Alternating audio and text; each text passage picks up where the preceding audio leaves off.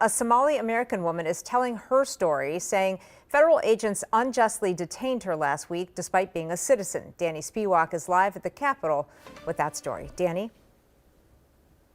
Nazra Ahmed stood with several DFL state lawmakers here in the Capitol press room today to talk about her experience and share her story about what she says happened last week. She claims that she was unjustly detained by federal agents after an encounter with them in St. Paul.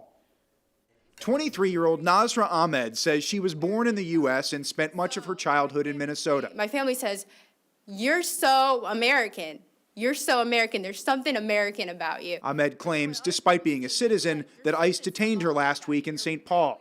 DFL State Representative Mohammed Noor posted this video to social media, which Ahmed says shows federal agents arresting her in an encounter she says began with agents following two other East African men. They came out of their cars. They asked me to see my ID.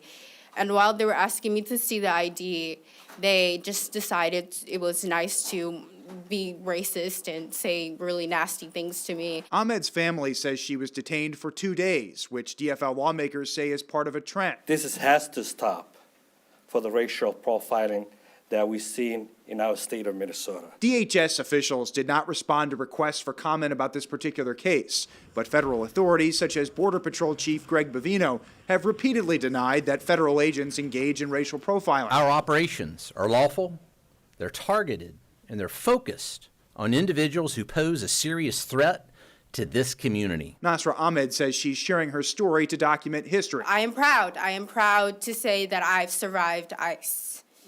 I'm proud to say that I stood up for what is right. Once again, just to repeat, we still do not have a response from the Department of Homeland Security about the encounter that occurred with Nazra Ahmed last week. Ahmed says that she's doing well and recovering, but claims that she suffered a concussion from being detained during the arrest. Back to you. All right. Thank you, Danny.